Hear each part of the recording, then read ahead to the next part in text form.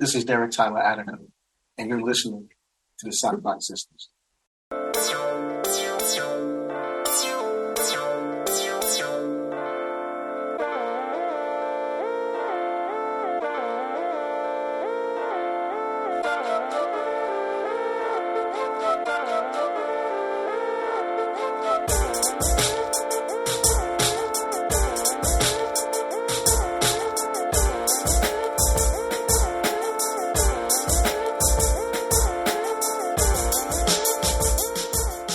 Everybody, welcome to the SyFy Sistas podcast, where we give you our point of view.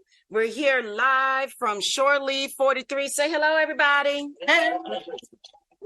Hey. Yay, that's what's up. We've been here with these very, very patient folks while we got it together, and we are so excited to be here today. I'm joined by my sister, Sabrina Wood. Whoop, whoop. Fran T. What's happening? And Yvette Blackman Tom. Hello. Hello. And we have a really special guest with us today. He is an author extraordinaire, a phenomenal photographer. He's a really, really hardcore Trek fan, and we love him to pieces. We're here with Tyler Attico. Hey, Derek. Hi, thank you so much for having me. This is going to be really a lot of fun. I've been waiting for this for a very, very long time. Oh, yeah. And we have been waiting for you, too. Yes, we have. Yes, we have. We're so excited to be here live with this audience here today at Shore Leave. So we're going to kick it off really fast, really quick, okay? Hardcore. Okay. Talk to me about your nerddom. Because I know you were a nerd real young. Oh, yeah, I've always been a nerd. Let me just say really quick, I remember it can't be 2 years ago, so maybe 3 years ago, 4 years ago, I was actually in these halls, and a few of you ladies tracked me down and said, "You're Derek Attico." I'm like, "Yeah." And I said, "You write for Star Trek?" I'm like, "Yeah." And he said, "Well, you got to sign. you got to sign. We got to talk to you. We're the SyFy Sistas." And I said, "Oh, this is dope." Right. That would be Sabrina and Frank. We chased them down in the hallway. Right. Chased me down the hall, and I was like, "Oh, this is really great." And it was just really the energy, the excitement made me excited to see you guys. So it was a lot of fun. And from 3 years ago to today. So I've been waiting for this, and thank you so much. Now to answer your question. Yeah, I was a nerd before there was such a word or anything. I didn't know anything about being a nerd. I just liked what I liked, which I credit my parents, primarily my mom. My mom was very eclectic. She would just have like Star Trek on, or have sci-fi on, or vampires, and I didn't know no different. It was on TV. I'd watch it, right? Mm-hmm. So Star Trek was on a lot of times in the house, and that was my first introduction. I think the sci-fi was probably, now I think about it, was probably Star Trek and the old Twilight Zone TV show, yeah. Right? Yeah. And so I grew up with science fiction that entertained with a message. Yes. Yeah. And so what that did was it ingrained in me that if you're going to tell a story, you do it, you entertain, you give people something that will thrill them, but then you sneak a message in there, that's somehow some kind of way got into my brain. Then I remember like the original Star Wars came out, and my mom's always been thinking. She's a thinker. So we went to see Star Wars. We put like the midnight show, and my parents, especially my mom, it didn't matter what hour, it didn't matter what movie. I've got to have seen at least 5,000 movies in my life. So took me to see Star Wars, like the midnight show. And I loved it, of course, I was a little kid. But when I got home, I was yakking about it, this and that. My mom, before the movie, probably a day or two before, had bought like all these Star Wars comics, and let me read them that same night. And what that did was it kind of cemented in my brain, that this thing was not only allowed but encouraged. Right. And for me, disappointed with what I'm saying. So for me, when I was blown away by this, but I wanted to know like how all this stuff was done. And so I wanted to know like who George Lucas was and how this thing happened. So I learned that, there's a guy named George Lucas, he wrote this stuff.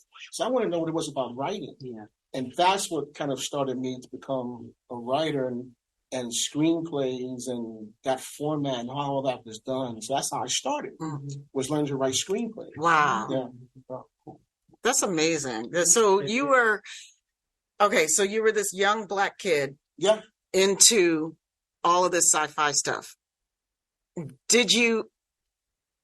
Was that a thing? I mean, was there, because I know like we've talked about the Sistas, like we've talked about a couple times being young and Black and into sci-fi and how that like some of us like that was not cool, right? Some of us, we were just like, I mean, I was always a geek. I was always a nerd and I always had my head in a book. And like, I was already well in the nerdy camp at school. Like there was no, there was no mistaking me for the popular kids or anything. But, then others like Yvette grew up like into sports and we were just talking about like, you weren't telling anybody. Oh, no. You were Right. you were closet. you were in the closet. Like, so how was that for you? So my mom brainwashed me, right? And I didn't know it was brainwashed. Like I didn't know that like Captain Crunch and Count Chocula existed until like I was maybe like 10 years old. Okay. And I thank her for that stuff, But so my bedtime stories were the Odyssey. Shakespeare. Yeah. Right. I had read all of Shakespeare. I had read all of Grimm's fairy tales when I was like about 7, 8 years old. So by the time I was in 4th grade, and they have like reading tests and all that stuff. So I had college level reading by 4th grade. Wow. And so they brought my mom in and it's like, well, we gave him this reading test, the annual reading test, and he's cheating on the test. Because there's no way possible that a 4th grader has college level reading. So what we're going to do is he has to take the test again by himself. Okay. And my mom was like, okay. So I got a perfect score. Because I was by myself. Okay.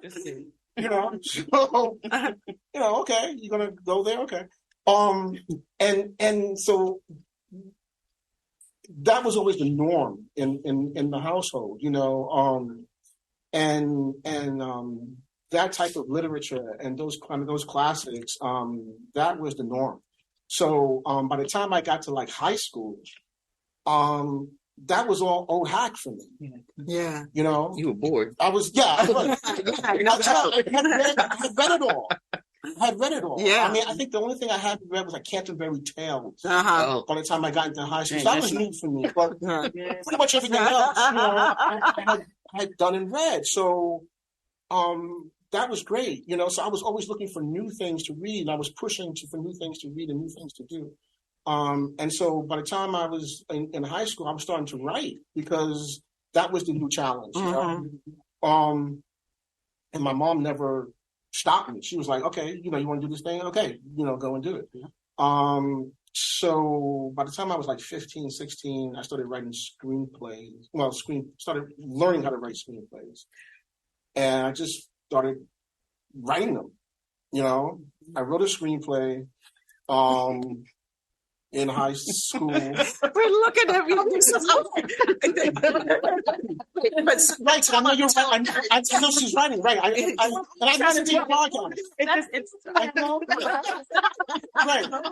And every screenwriter I've ever known or talked to, the first thing you write, it's not a screenplay. That's so unusual. Oh yeah. No. That's how I started. And so the beauty of that, though. Okay. At the same time, you gotta understand. So I'm 16, but so by 10, I've been watching films from like 8 years old, right? That's so I was like a paper boy, 8, 9 years old. And what I would do with my cash is I wouldn't like save it. I would go to films, right? So here I am watching films every week. I'm watching 2, 3, 4, 5 films a week. Okay.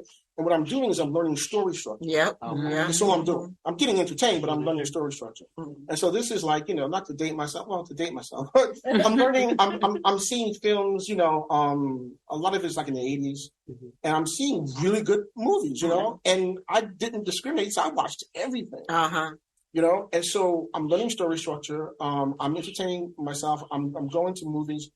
By the time I get to high school, I'm like, oh, I want to write. I want to just, and I didn't really know, I wasn't really thinking about becoming a screenwriter. I just wanted to write, I think. So I write the screenplay, and it was like a Star Wars screenplay. And this is like in between Empire Strikes Back and Return of the Jedi. It was like a year before Return of the Jedi came out.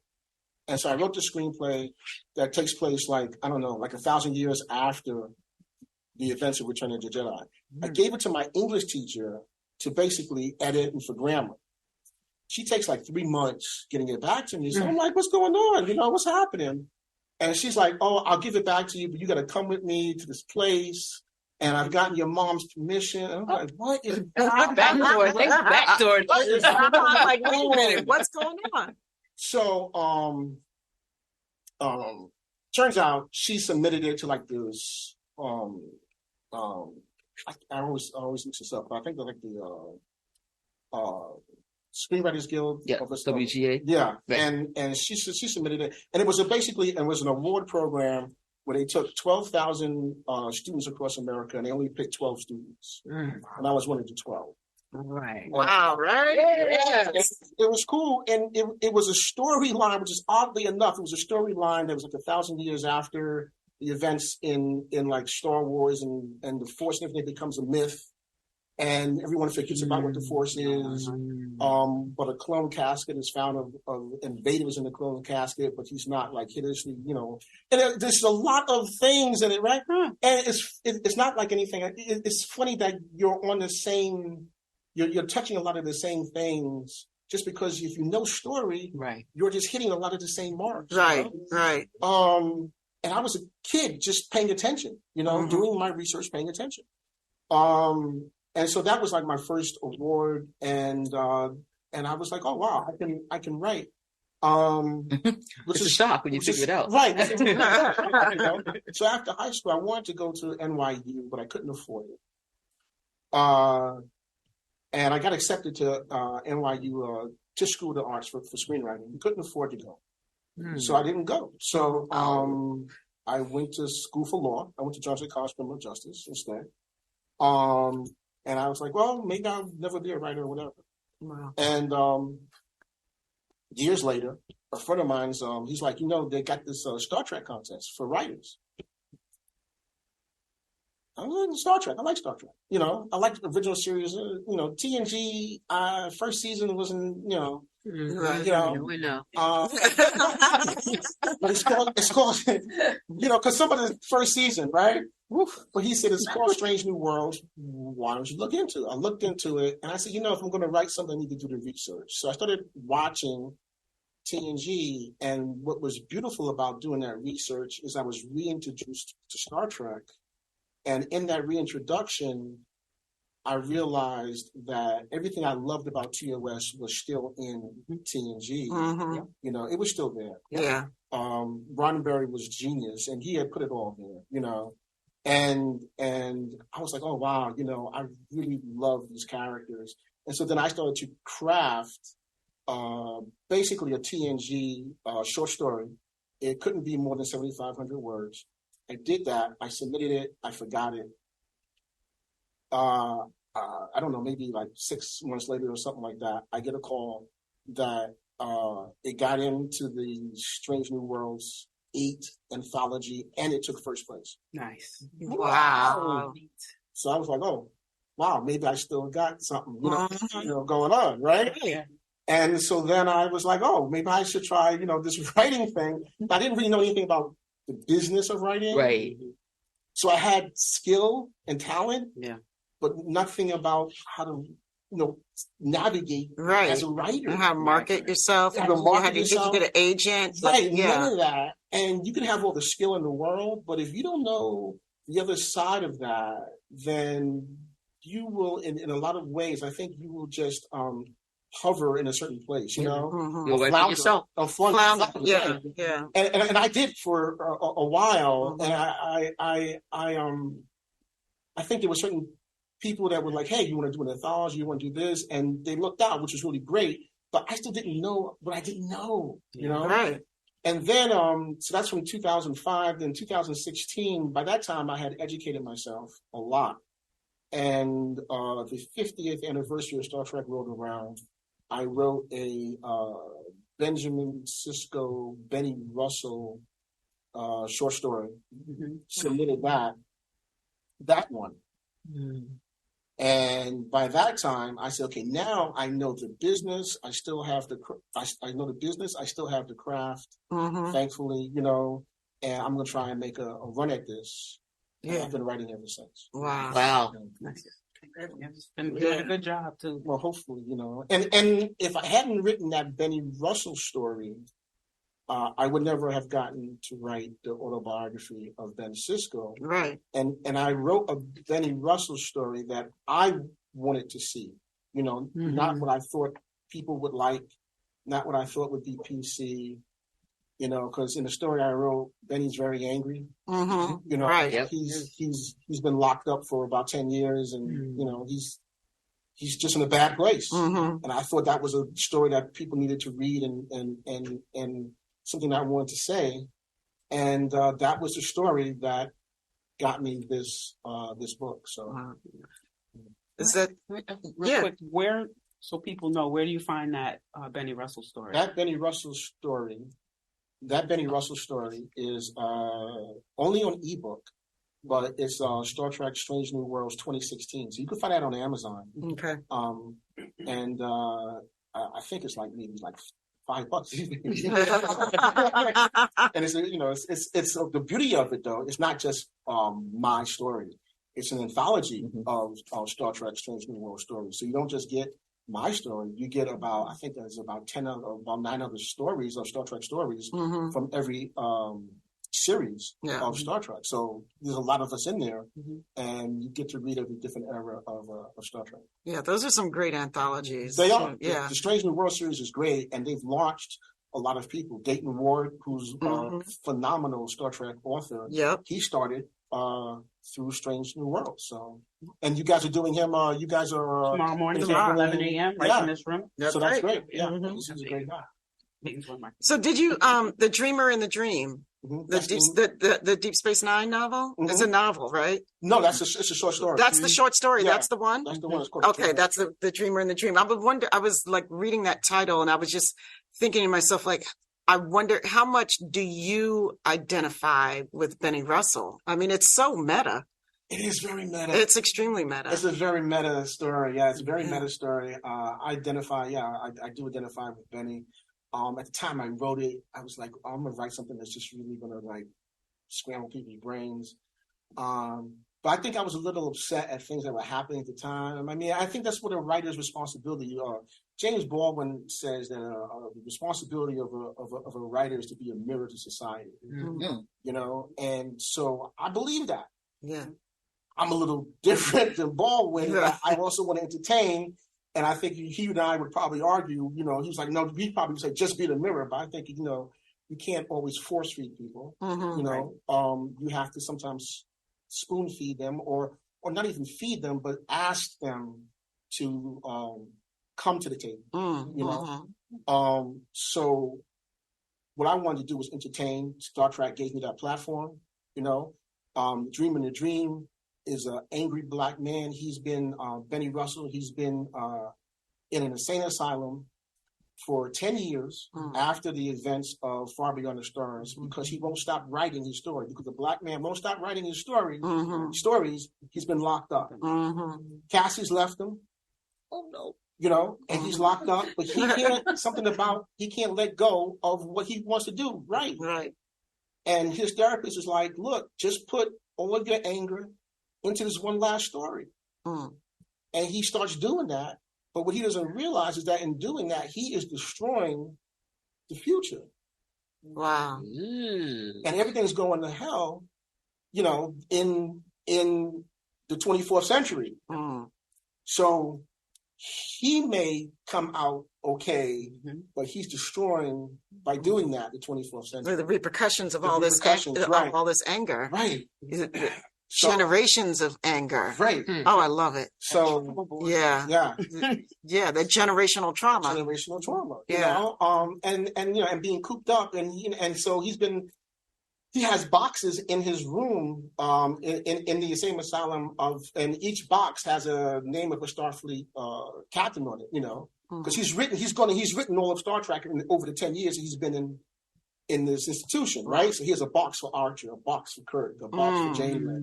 Wow. He's just been writing this whole time, but nobody has seen any of these stories. Wow. He's so frustrated, you know? And so I was like, you know, I know I was frustrated. I was like, you know, writers and writers of color don't always get to express things, you know? So I was like, I'm gonna put it into him. Yeah. You know, and the story did well. So I was happy the story did well. And you know, I won't convey the ending and what happens, but people liked it.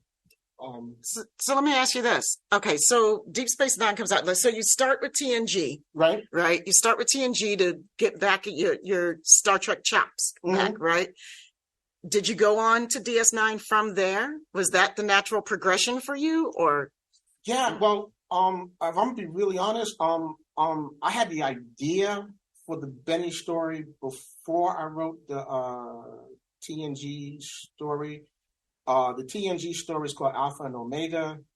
And I had the idea for the Benny story, but I'm like, you know what? I want to start with a TNG story. 'Cause I love TNG, but I want to show that I can write TNG. Yeah. You know, Right. because I think it's expected that I could do DS9 because you know, it's a stereotype. Oh yeah, of course you can write DS9 as a black captain. Of course you can write that. But no, I can also. I'm a writer. I can write anything. You know, and that's not to say anything of ego. You know, it's just to say that you know I'm a writer. I can write anything that's expected of me, and beyond that, right?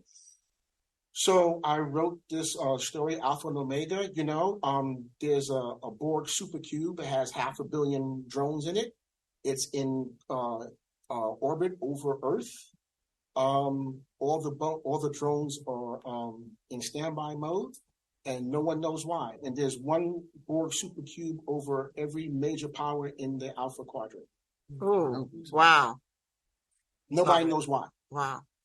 And the reason why is disastrous. And if you were to read Alpha and Omega now, and having seen Picard, and you'd be like, "What? He wrote that in 2005? What?" They'd be like, "Oh, Octavia Butler Jr." There's a lot of stuff from 2005. Like, wow, that's interesting. So yeah, and I was very fortunate to be able to get that story in. But yeah, then I went and did Deep Space Nine because then I was like, you know, now that I've gotten the TNG story out of me, I can do the DS9 one. Right. You've proven your chops. Yeah, I've proven myself. Yeah. Right. Because we talked to the writer of the Benny Russell episode, Far Beyond the Stars, and I asked if there had been anybody black in that writer's room, and they wrote that story. Right. And there wasn't. Right. Which I thought was, so they can write, a black story, and there's no question. So I think it's very interesting. I think it's really smart of you to write the TNG story first and then go back and say, okay, now I can write anything. So give me what I really want to write. Because I thought that was odd that there was, I don't know of a black writer in any of the Star Trek writers' room. As much as they claim, diversity into this and into that, that writer's room has been very white for all I can understand or know until we get to Legacy Trek. So we finally get black writers in that writer's room. So it's really interesting. It's just interesting. As I understand it, Discovery was the first diverse writers' room. And it shows. Yeah. But at the same time, not to say that there haven't been some phenomenal episodes written in every era of Trek, every legacy era of Trek that dealt with race and dealt with color. And what that shows is that, people can write these things if the talent is there. Yeah, and what my grandmother used to say is like, what's in your heart comes out your mouth, right? So, Right. if you don't have that, if you don't have anything bad in you, then it's usually not. It's going to come out. If you have anything bad in you, it's going to come out. If you don't, it's going to come out. So, what I'm saying is, you have episodes like Let That Be Your Battlefield, where there, one side is when these guys with Frank Gorshin, with one side is white, one side is black. Right. It's a phenomenal episode dealing with color, right? That's right. It's phenomenal. And it dealing with race, and you got people that are making a statement about the period. Yeah. Beyond that, you're talking Gene Roddenberry. Gene Roddenberry knew what he's doing by just setting up the whole chessboard of Star Trek. Yeah. He knows what he's doing. And so, he's setting up all of us to be able to play in this universe and tell these stories. And that's a white guy setting that up. Yeah. So. And Rod Serling. Right. Rod Serling was great.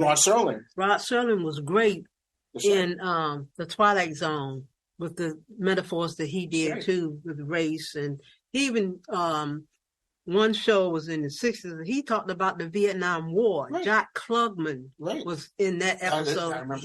And I'm like, oh my gosh, they're talking about the Vietnam, because I didn't remember it back then. But he talked about the Vietnam War back in the 60s.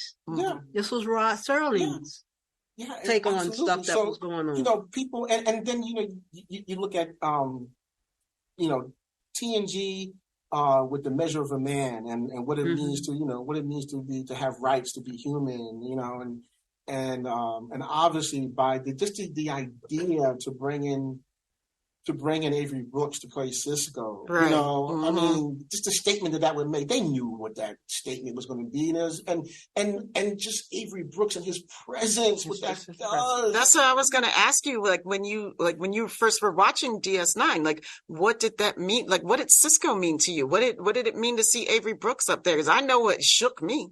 Well, okay, so I knew of the individual. I knew of the actor from Spencer for Hire and Hawk. Right? Yeah. And so, I knew he was going to be playing, I knew Mr. Brooks was going to be playing Benjamin Sisko. That first 5 minutes of that first episode, Emissary, shook me. Because... It still does. As an act, well, I don't remember what age I was, but I remember watching it, and he was doing nothing like he had done before, And what made writing the autobiography challenging was that he there's no other performance that you can go to that's like Sisko. Like you can't go to Hawk and see any of Sisko in Hawk. Okay, I was going to ask you that. Okay, you can't do that. Yeah. I've looked. You can't, right? You just can't. And so, and then in that first 4 minutes, it's an incredible level of depth. The writing is just phenomenal. And then he takes those words that are written and he's just playing them to the hilt. He loses everything in 4 minutes. The first minute of the show, his ship is destroyed. Right. His wife is killed. Yep. By the end of 4 minutes, he's watching the ship explode. He's with his son in the escape craft. It's all gone. It's gone. And that's where we're starting. So I was like, wow. And as a kid that wanted to write and was thinking about writing, I was like, this is where they're starting. This is where Star Trek is starting. This is what they're saying to not just Star Trek fans, but this is what they're saying. This is our new show. This is our lead. This is where we're taking you. Yep. That's a statement. Yeah. That's a statement. Yeah. And no Star Trek show has really done that as powerfully in that way. It's just so powerful. And the themes of religion and race with the Cardassians and Bajorans. It's just so intense and just done with such finesse and such beauty that everyone can identify with. That's right. Right? Yeah, everyone. Yep. And so that's the challenge of the biography, Mm-hmm. right? Because it's the autobiography of a Black man, but, you know, somebody in Italy picking it up needs to be able to see themselves in it, as opposed to somebody in Bed-Stuy. Mm-hmm. Right? Right. Mhm. Mm-hmm. Otherwise, I'm not doing my job. Mm-hmm. And that's what Deep Space Nine did, and that's what I need to do. Mm. So, does that answer your question? Yeah, man, that was answered the question and so much more. You just went down like all my questions. I'm like, I know. I'm like, well, check that one off. Check that one off. Check that one off. All right, so down on my list. You know, we were sitting around. Sabrina and I were just eating upstairs, and we were wondering if there was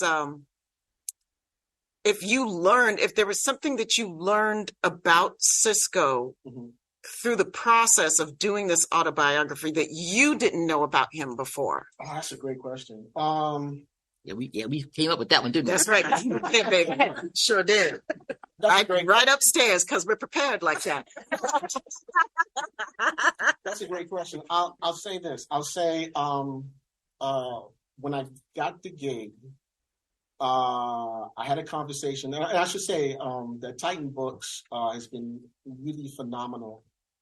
Has been really phenomenal with me, and my editor George Sanderson, managing editor of Titan Books, he and I had a conversation, and he was like, you know, this is the way we want to go, and part of the way they wanted to go was basically that it was written through Jake, through his like a book that Jake would write, and an autobiography through like his.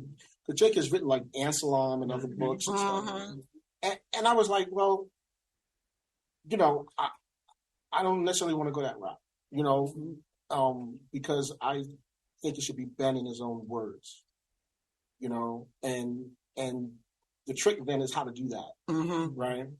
And so I told him my idea, and he was like, well, I like your idea. All right, we'll go with your idea. And so then for CBS, you have to do an outline.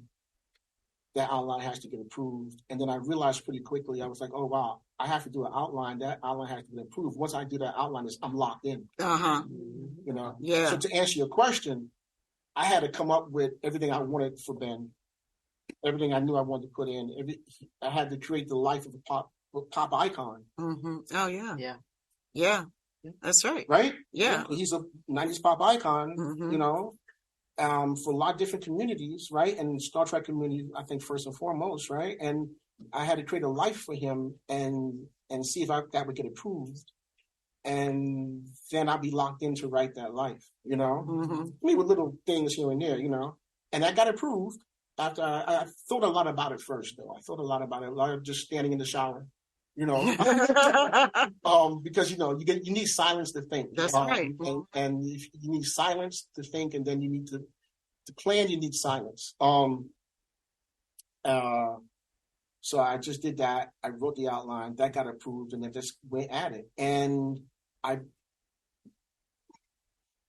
what surprised me the most about Ben, I would say,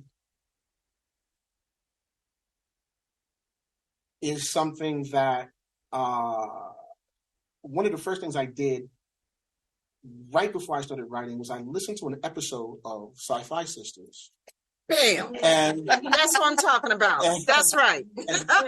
And you guys had an episode about Ben Sisko. Uh-huh. And you guys had I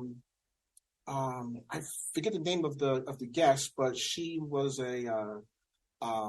I think she was Dr. Crystal Fleming. Dr. Crystal Fleming. Yeah. Mm-hmm. And so she was talking about her opinion of Ben Sisko and what he was and what he is, and you know, is he this magical individual? Is he not? You know, what is he?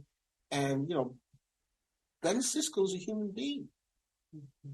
He's a lot of things, you know, but he's a human being, and he's a man, and he's a father. And he is also the emissary of the prophets, and he is also a Star Fleet captain. He is all of those things. And most importantly, he is a father. And all of those things are reflected in this autobiography. Ooh, I can't wait. I know. I remember when you when it came out, that you were going to do it. I just looked at it, like the post came up on Instagram, and I just stared at it, and I was like, "Am I reading this correctly?" Because I know Janeway has one, Picard has one, and I don't know why I didn't think that there would be one for Sisko, but I did not. I know why I didn't think there would be. Well, I know why. I'm just gonna, it's working this way. But when I saw it, and then I think I reached out to you like right away, right. And I was like, "This is you. You are the perfect person for this." Thank you so much for that. Because I'm so proud of you. That's so proud of you. We are getting the old heave ho up here, but before we go, will you let everybody know when the autobiography is supposed to be coming out, and any other things that for looking at finding your work that you want to let people know about? Absolutely. I would just say October 10th is our target date, is when the book is coming out. It is available for pre-order right now. Mine is ordered. So you don't have to wait till October 10th. You can pre-order right now. I will say really quickly that Titan Books told me that they always plan on doing a Sisko book. They wanted to find the right person for it. They felt that I was. And I was like, wow, that was really great. And they told me that it was because of the Benny Russell story that they wanted me to do. And other things I'm doing. Well, I've been living Ben for a while. Yeah. So I don't know what I'm doing right now. Anything else? I'll think about whatever I'm gonna do. You can be riding with your SyFy sisters. That's what you're gonna do. When it comes out, the second Sherlock Holmes story. Oh, great! So, I look forward to that. I know, because we got to have you back on, because we didn't talk. We didn't get to talk Buffy. We didn't get to talk Sherlock, so there's a lot more that we want to talk to you about, Well, I want to thank you so much for being on the show. Thank you all for coming to the show. You can find us at SyFysistas.com. That's SyFysistas.com. Join us on the mothership. That's MUTHASHIP. And the SyFy Sistas Book Club, both on Facebook. On Instagram and TikTok, SyFy.sisters. And we're also on the Twitter at SyFy Sisters. Become a patron of SyFy Sisters today at patreon.com/SyFy Sisters. The Trek Geeks Network presenting sponsor is Fansets. Go to fansets.com for pins and memorabilia for all your favorite franchises. Visit fansets.com and use Trek Geeks, all caps, for your exclusive 10% discount. After listening to this podcast, please rate us and write a review. We may just read it on an upcoming episode. Y'all, it's been so much fun. We got one last shout out to do, and that's for the baddest engineer in all universes. He's Dose, the anonymous one. He's responsible for the music that you hear. Dose, Dose, Dose, Dose. He has his own theme song. He's our engineer, the bestest. If you need his skills, you can look him up on Instagram at Dose_the_anonymous_1. And y'all, that's it for us. We are out of here. Thank you for listening. We love you very much. Peace, love, and hair grease.